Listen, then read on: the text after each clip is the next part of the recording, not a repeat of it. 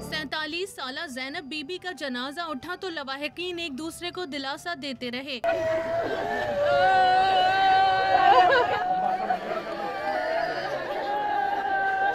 ज़ैनब बीबी की नमाज जनाजा उनके आबाई गांव में अदा की गई।